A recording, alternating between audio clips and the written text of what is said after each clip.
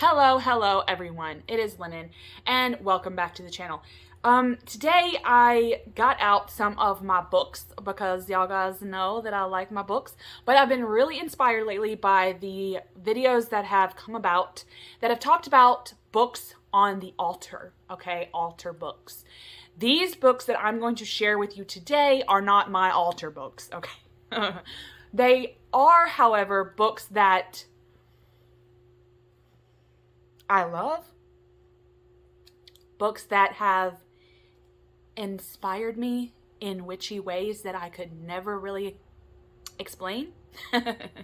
So therefore, they're technically my witchcraft inspired books. Books that have inspired even small things in my witchcraft. But some of these have actually played major roles in how I conduct certain things in my witchcraft practice. So I got a huge stack over here to the side. Some of these you may have seen before on my channel. Well, I know one of them I have shown on the channel because it was part of like a thrifty haul about a year ago or something. So I think I shared it. But anyways, I don't know which ones to start with. I think what I wanted to do was go in like chronological order. And basically that just means books that I got when I was a younger person. And then kind of go from there.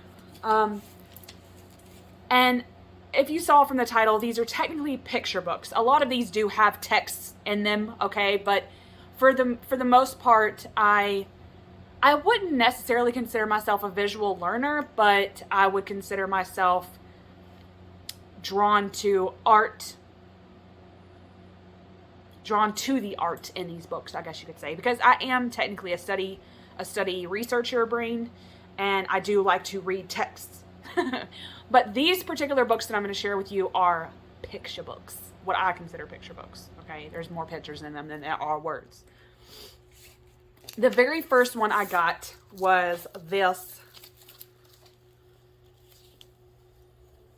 fantasy encyclopedia. Isn't this, okay, it says, a guide to fabulous beasts, magical beings, from elves and dragons to vampires and wizards. Oh, okay. I don't know. I mean, I got this. I don't even know. But anyway, it's an encyclopedia full of magical beings. And look at this arc in the front here. Like, I don't know if that's going to show up, but actually, you know what? This is one of those rare books where the jacket is the exact same picture. You know, like when you have books that have jackets on them and you look under the jacket and it's like this very like, it's like cloth. And there's no picture. It's just like maybe the word and the artist and the author. And you're like, oh. Because you don't always like to keep the jacket. But this happens to have the exact same picture. I mean, this type of book, man. This type of book. So anyways, I don't know if my ring light is going to show this or not. But this arc spoke to me. I was like, oh, they put a portal on the front of this book. Let me show you some of the pictures. Okay, first of all, look at this. This very Morgan Avalonian type picture here. Like, holy shit. Look at that. So anyways, and then there's like, of course, an encyclopedia. Now, let's see. It is like, it's separated into sections. Like this section is called the little people. I don't like that term. I don't like that phrase when it comes to these beings. I don't know. It just seems derogatory to me in a way. I don't know. But it's like elves and fairies and household helpers like brownies and hobgoblins. Oops, I got some, look, I always have like little bits of paper in all my books. They count as bookmarks, but they also count as papers that I can use when I get inspired. So, now I am an encyclopedia person from way back. Let's see if I can find one Ooh, these are elementals. Mysterious animals like Nessie. I mean, look at this beautiful painting. Like, you just can't go wrong with that. I want to know this. I want to know this. I want to know this monster. And I want it to tell me stories. Fabulous Beast. Dragons in the west and in the east. So they have the, y'all know me, I'm a dragon person. But they have lore from the east, and then they have the lore from the west. Which I think is really good in terms of research to kind of, you know, divide it out. And unicorns. So technically this is an encyclopedia. It's got text in it. Pegasus is one of my all-time favorite fantastical beings. I mean, a horse with wings? Come on. So this was really like one of those books when I was a child. I mean, I think I got this. I was a young teenager when I got this. Look at that. Cerberus. Oh. And they have it's like not the Cerberus that you know, that I know of, because the Cerberus that I know isn't a wolf. It's not a three-headed wolf. It's a three-headed dog, which looks more like my Missy, which is a black lab Great Dane mix. So she a huge black lab. That's what Cerberus looks like to me. But the fact that they made it into a wolf with three heads, even though it's not technically true. Medusa, the harpies, the furies, the gorgons. I mean, there's just so much in this book, right? I don't mean to talk so much about this in one book, but let me put the jacket back on because we have some more books to get through. But anyway, books like this are so, I love looking at these. I like to look, it depends on the mood. Like, I'll like to look at the pictures some days, and then other days I want to read about what they say. I will say this. This is an older book, so research has come a long way into myth and legend since then. So, I'll say that. And then, my mom and I were out shopping in a bookstore, as we do, okay, as one does with your mama. And I tend to go towards like the bargain section. And I happened to find this when I was in early 20s, I guess. And it's called Sacred Places of a Lifetime. And this is a huge book, okay? But for me, the reason I kind of always been drawn to coffee table books, like these big books with big pictures in them.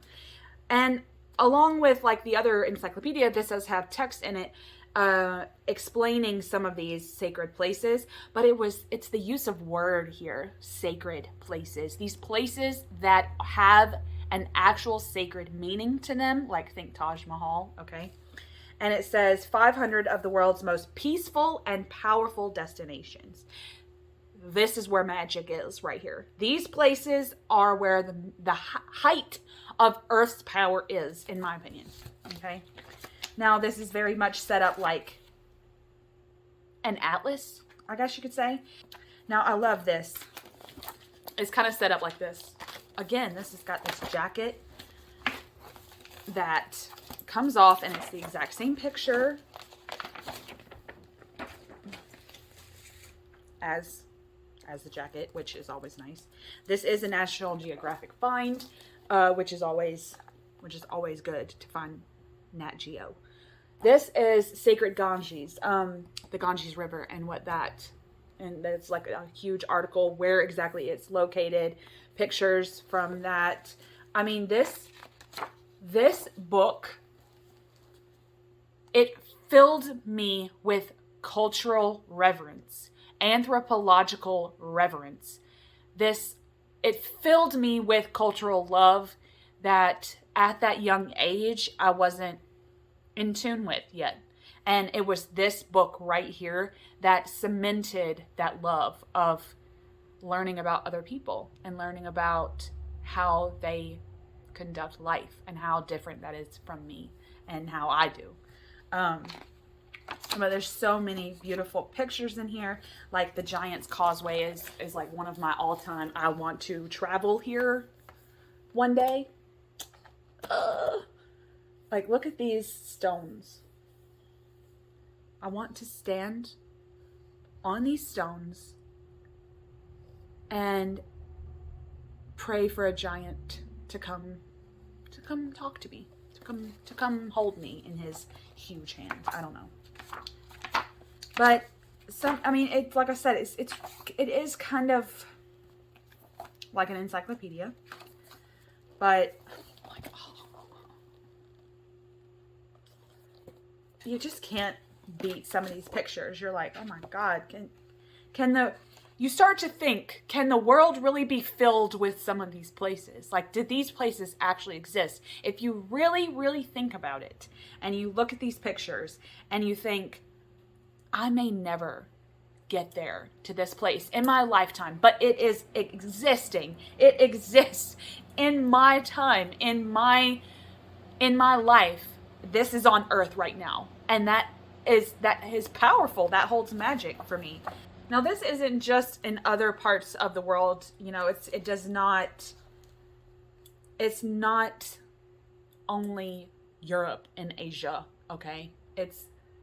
There's some from the Americas as well, and that holds, you know, that this is everywhere on the face of the earth kind of a book, instead of just one place. Like, they've got the Berlin Holocaust Memorial, which I think if you have a chance to visit it, you need to. Saint Michel in Italy. Like, just like, look at this. Oh. So,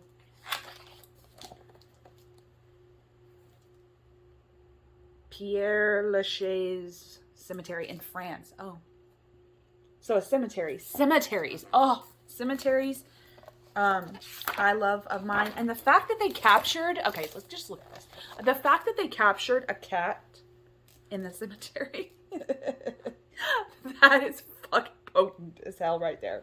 But anyways, this, I get it out every so often and look in it, and it is, along with like the fantasy encyclopedia, it's one of those books that I love to look at the pictures and ruminate on, like, going to these places, putting them on my bucket list in terms of travel, but then also reading up on the actual culture, and that is special to me. But the fact that this is technically a picture book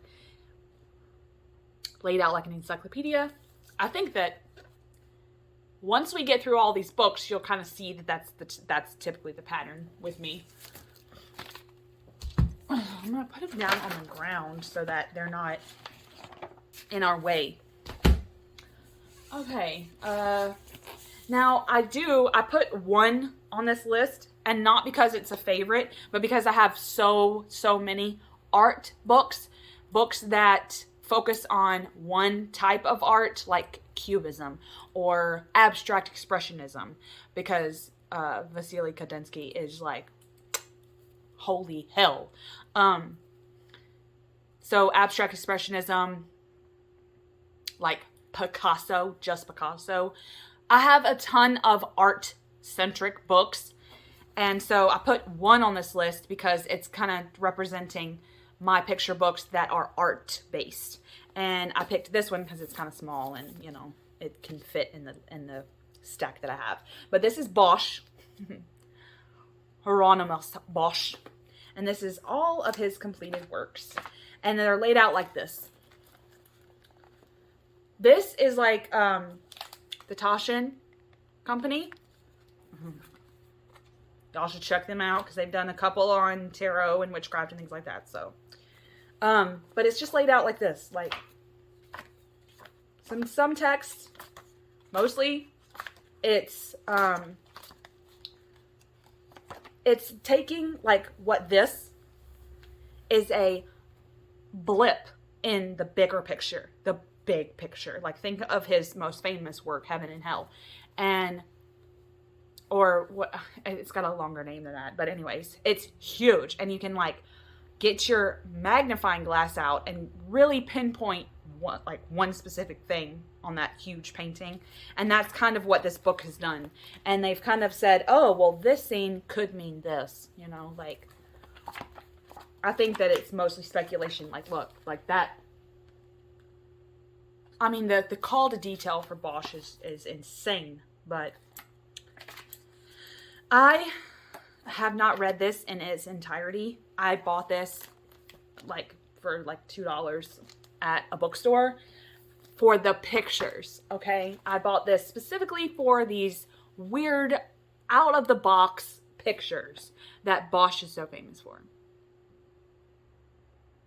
Like, I truly believe, and I'm speculating here, that he knew what his heaven and hell looked like, and that's what he drew.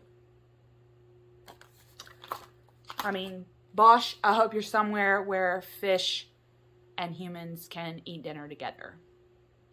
And where arms are getting lopped off and Adam and Eve are naked, eternally naked, for you to gaze at and wander at. Like, I don't know. I hope that wherever you're at, you're having dinner with a squid.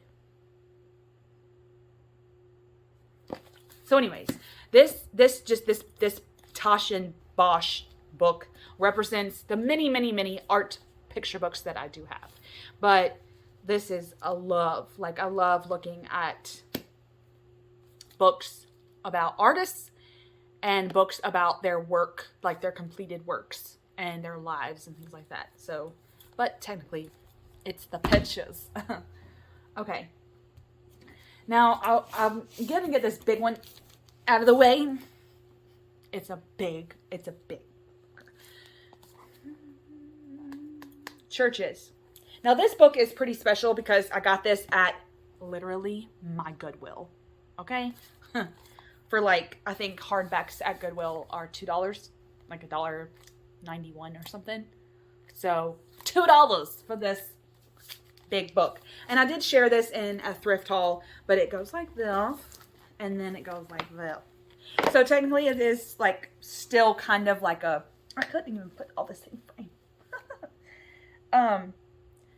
Now, originally I bought this to cut out the pictures of these cathedrals and churches and mosques and things like that, to put in other things like journals and just to ponder at certain things about the churches. Like, sometimes it's like a special locale, and sometimes they've put certain amphitheater like things in these churches, and sometimes it's an acoustic type of a church where the acoustics are perfect, like the way the dome is. And so I like learning about those.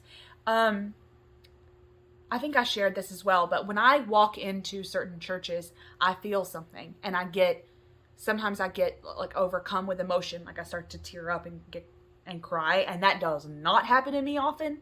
But I get this overwhelming sensation to cry. And my sister always tells me that that's spirit trying to call me back. But I'm like, no, it's just this. I think more along the lines of it's everyone's energy.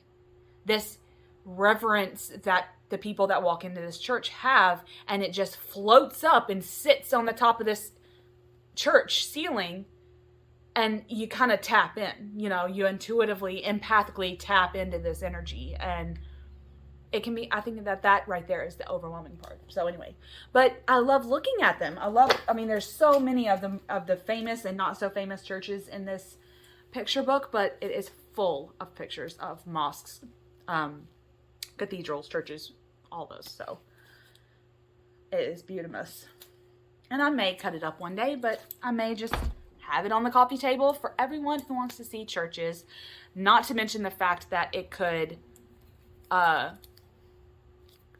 steer people away from the more witchy books that I have. Like, oh, she's got a book of churches on her coffee table. Like, oh, that's such a Christian person, because that's what people do in the Bible Belt. They look for shit in your house that would make you seem more Christian than you are. Ask me how I know. All right, the next one is, I got rid of the jacket on this because when I bought this, it was like a few dollars, and the jacket was ripped to hell and back. And so I just threw it away. And like most books, it doesn't have anything under the jacket, which is upsetting. I may have to draw something on here. But this particular book is Fairies and Demons. Big, big pictures. The good ladies of nature. The hell does that mean? I don't know. And it has been my experience that ladies of nature aren't good. They're the destroyers. You know, they're the Kalis of nature. You know, they're not only good and they're not only bad. They're a mixture of all of it. But anyways, huge full page pictures in this. Look at that.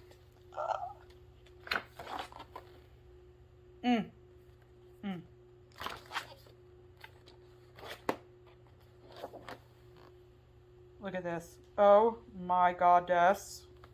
Look at that. Art in this. It's crazy. It's crazy. What is this? Giants. Giants aren't demons to me, but it's cool how this book kind of separates what is a fairy, which is a good lady, and a demon, which is the bad.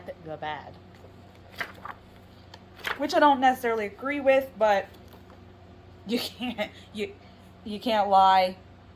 This is beautiful art. Like, look at Baba Yaga right here. This famous painting of Baba Yaga. You can't lie. This is some beautiful art. And that's why I got it. I mean, you just have to love this. So anyways, I look in this for beautiful pictures of fairies and the demons that they say are demons, but they're not demons. Woo. Love this.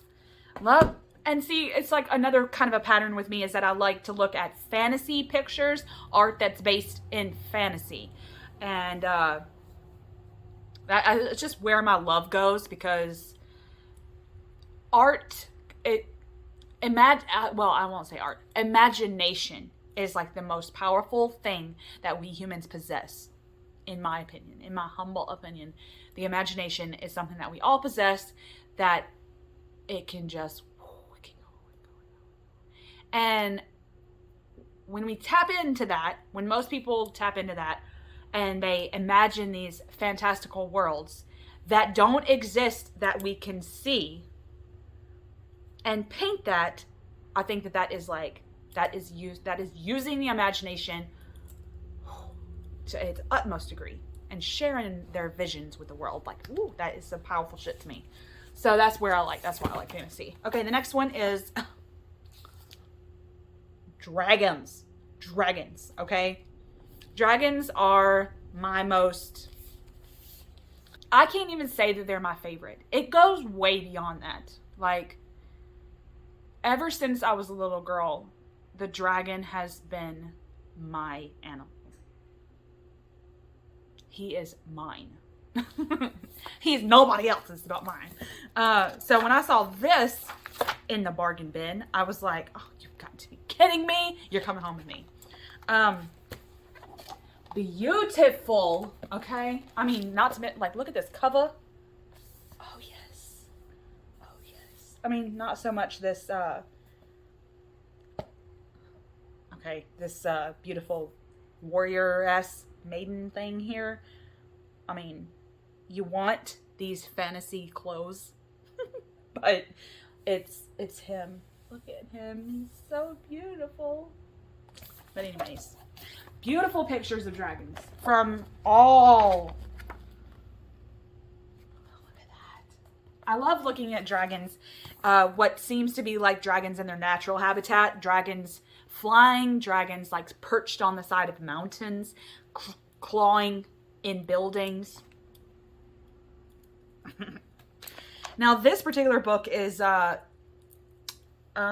divided into specific fantasy artists. Like, I know this one, John Ho. John Ho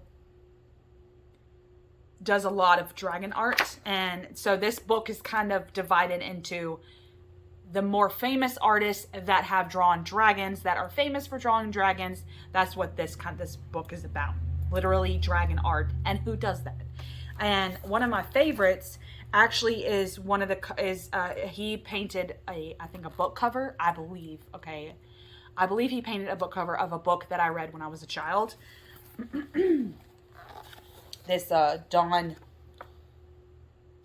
Mates, I guess she's calling. But look at that. Look at that wizard. I want this in my life. How do I manifest this dragon and wizard reading a book? How do I conjure that right here in front of my face in my house? I don't know. I have not been yet. I've yet to be successful in this, but I want it done. Okay. I like them with their warrioresses, like their Joan of Arc type archetypes with them. Usually the dragons have some kind of human figure with them. Mostly it's either a wizard, a warrioress, like what we saw in the cover, or a warrior, like a hero that's trying to kill the dragon, which pierces something in my soul. Like, don't be killing the dragons, okay? But, like that. So, oh my god.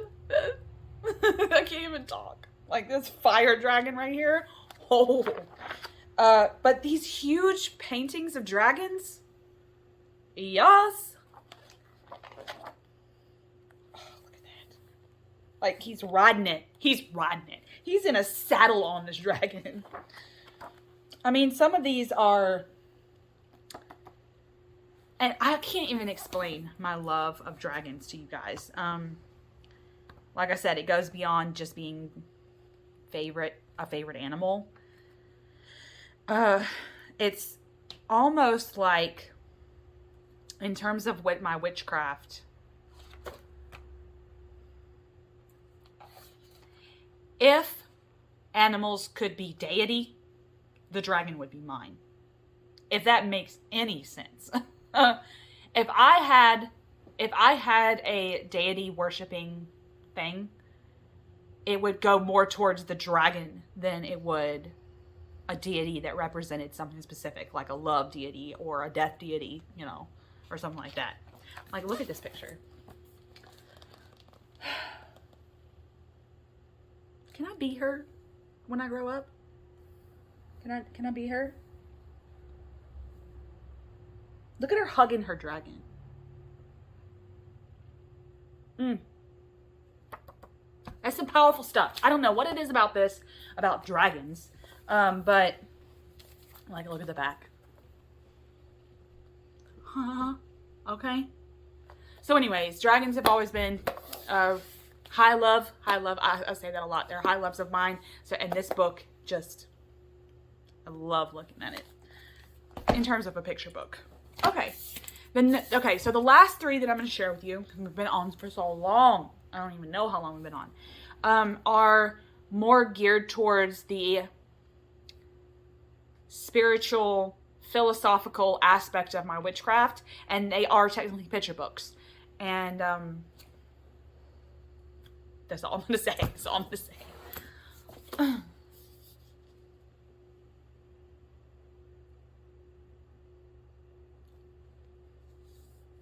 William Blake. Yeah. He knows some stuff, okay? I don't know. He channeled some stuff, and he knows some stuff. Now, this particular book is a huge tome, and it's kind of like this. I thought it was all like this, where it shows little snippets of the pages, but and I was kind of disappointed at first. I was like, oh, that's all it is? I can't even pick this up. Is little snips of photos of what it was, like his manuscript of his works. But, and it technically is, but you get bigger pictures on down the line. Like,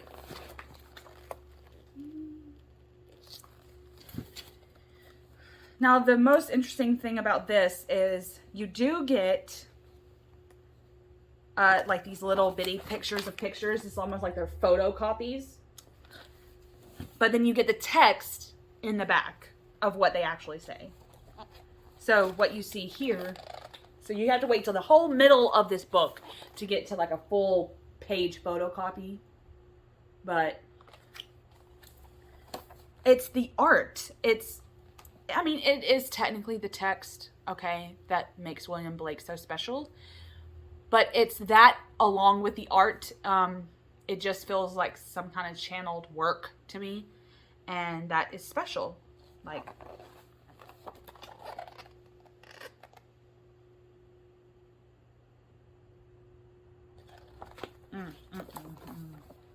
I could look at this all day. I could try to translate this. I mean, it's in English, but it's it's in older English. I could try to translate this and interpret it all day, and it would be, William Blake is the type that if I were to just like sit down and kind of like just skim all this, it'd be like one phrase that would send me on a vision quest. You wouldn't think that would be what it was, but then you read it and you're like, oh wait, that means this and this and this and this. And your mind just starts chasing rabbits. And that's what William Blake has done for me. Since I've had this, like since reading him and then investing in this, which was pretty, when I bought it, it was pretty hefty in price. I invested in this for a reason, because I knew that his words inspired me so, but then to have the art like with it did something.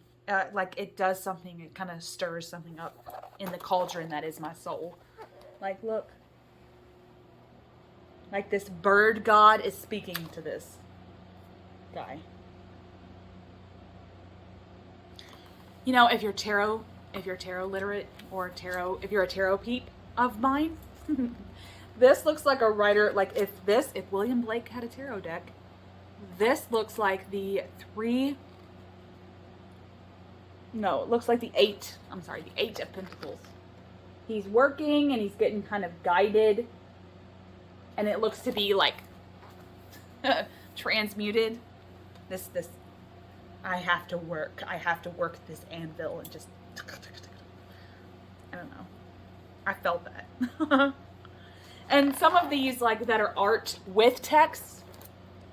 Again, I don't know if my ring light is going to show its shiny page, but this is special stuff. William Blake is special shit. This is special. Powerful things are happening with that book. Okay. Now the two most recent, which aren't recent at all, like they're like years and years old, but they're still recent compared to the other ones that I've gotten, is the ones that I reference probably the most in terms of my witchcraft, because of the text and the art. Okay, first off, it is this, The Art of the Occult, a visual source book for the modern mystic. This is a great book. Like, whoa. Because it's divided into sections, like all of them, like all books. One of them says, okay, so the first section is the cosmos. So the very shape of things, sacred geometry. Oh, I love that. Next one is higher beings. So gods, immortals, theosophical beings, things like that. And then the next is practitioners. So spirit art, spiritualism. One of them says ceremonial magic, invoking the artistic spirit. Just so good. And the fact that there's like these black pages, it just feels witchy as hell to me. Okay, like, oh, here is the 12 signs of the zodiac. So in the first section is the zodiac. So it's art that has been that surrounds the zodiac itself. Like here's the Choir of Angels, which is one of my favorite works by Hildegard of Bingen. I love listening to her music and her chants and things, and looking at her art. I have a book, but it's not illuminated, so it has like very few pictures of her mandalas, but that's some powerful stuff. This is channeled stuff, and I love it. I think they have a Vasili in here. I'm not sure. yeah, right here. Several Circles by Vasily Gadunsky. Love this stuff. Anyway, so there's the cosmos. Here's imagery and inspiration of the elements. So we did zodiacal, and now we're doing elemental, like art that stems from the 4 elements or 5 elements in some artist case. And I mean, there's just lots of art here, you know, and not just art of old, like old art. This is a modern. This was called 4 Elements. This particular rendition is Water by Patricia Ariel in 2018. So it's not only older art, it's newer art too.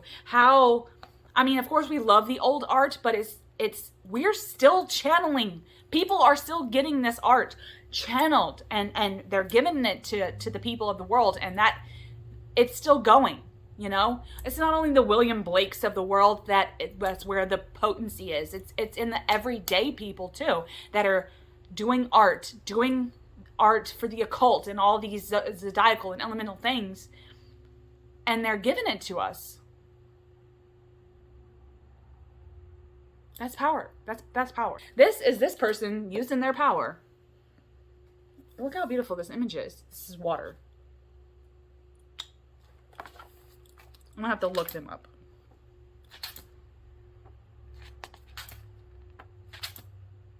Now, I like alchemy. A little bit of nudity there. This particular, like, alchemical type image, I like that. I like that a lot.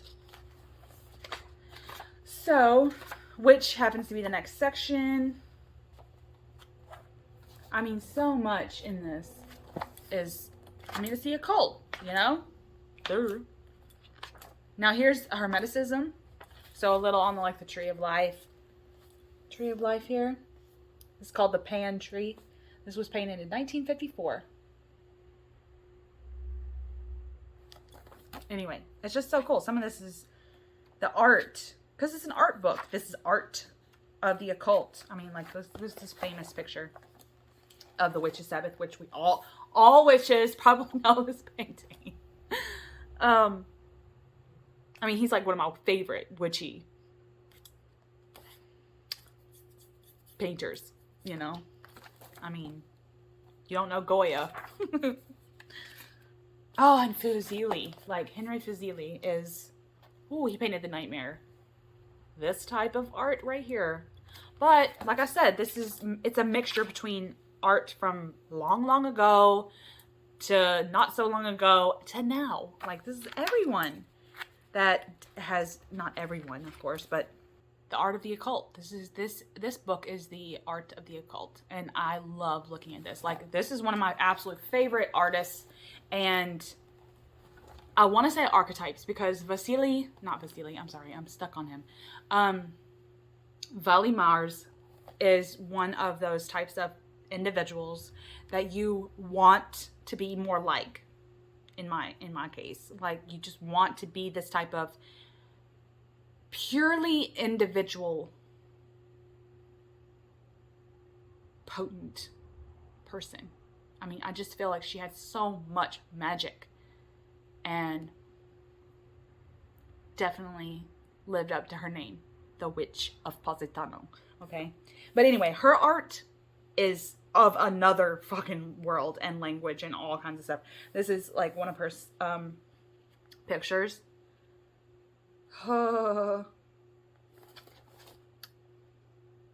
Witch of Atlas.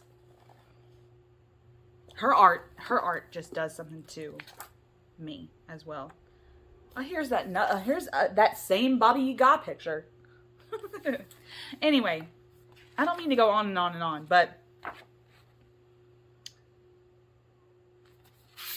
this is a lovely book. I think you can still get this one on Amazon. Some of these I don't think you can get, like, on Amazon, but if I could find links, I'll put them down. But I know you can get this one on Amazon right now, because it's not that old. So, very, very nice. If you're into the occult, it does have the text along with the pictures, but just get it for the art. And then the last one I'll talk about is one of, like William Blake, I think I got it along the same time. It's kind of the same time. But it's another one of those types of individuals that I like to read and look at in terms of my spiritual and philosophical witchcraft practice.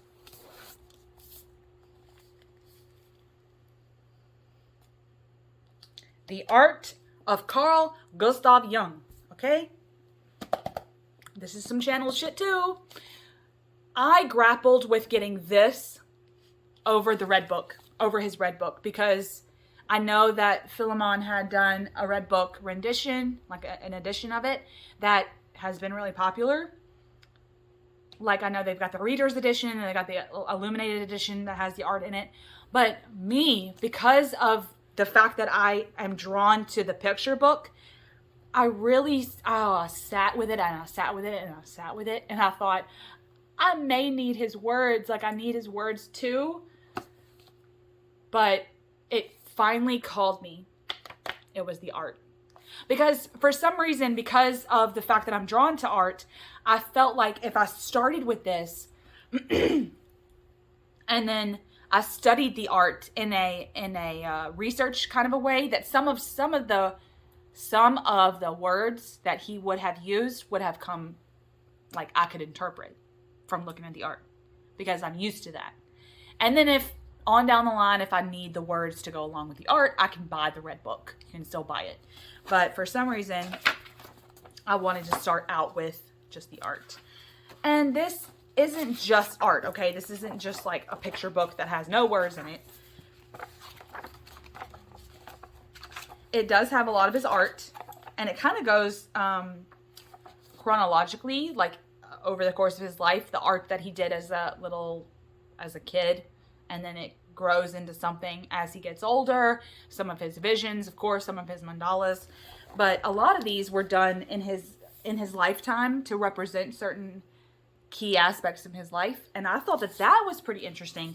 That's something that the red book didn't do. It didn't go into, I don't think it went into his like earlier life.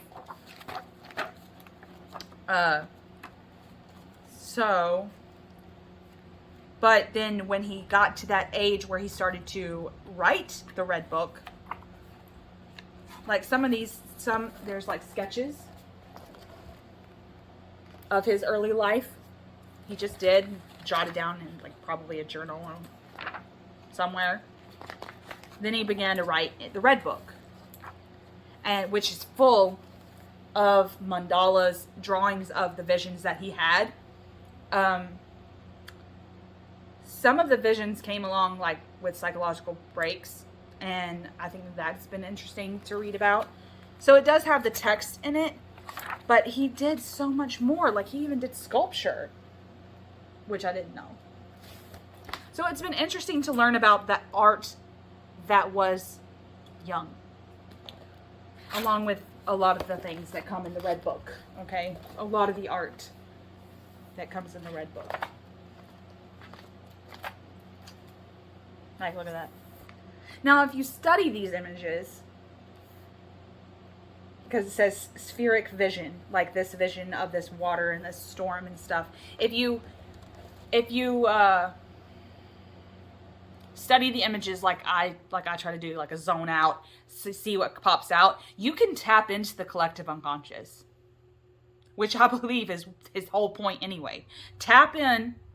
Don't just read about what I visioned, like what my vision was about, but try to tap into that collective unconscious. I think that place is sacred. And I think that is what he was trying to get us to do. Like,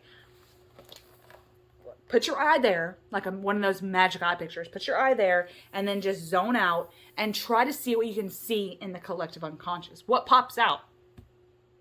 Something may pop out. I think that was the whole point of him doing the red book, is because he believed in the collective so much. He believed in this place so much in the mind that he probably believed that we would be able to channel all these like archetypal things that lie there. What better way than to draw what you believe is down there and then see if anybody else connects the dots like you did. So this has been a really important book. Like, I love because in the very back they have like kind of like the William Blake book. They've got the where he just, now this is in German, but you know, if you get the Philemon's book, it's in English. Anyway, I think you can still get this one too. Like, look at that. That's beautiful right there. Just can't help it. Detail from the red book. That's what's on the front. I mean, you could tap into like the beauty that was this man's mind. And this has played a pivotal role in my witchcraft. And the way that I don't want to say the way I channel things, but the way I believe the mind works, the way I believe art works, the way that I believe art speaks to different people in different ways, it came a lot from him. It came a lot from, it has come a long way, baby, of how I think about art and what it does to the collective and as you as an individual. Okay. God, we've been on for so long. Holy shit. I hope that this was fun looking through my picture books and a little on how they've helped me on my journey. But if anything else, it was fun to look through them again. So if you have any like picture-y books that you like, these encyclopedia type books that you like looking at, leave them below and I will check them out. I hope to see everyone again on the channel. Much love, people. Mwah.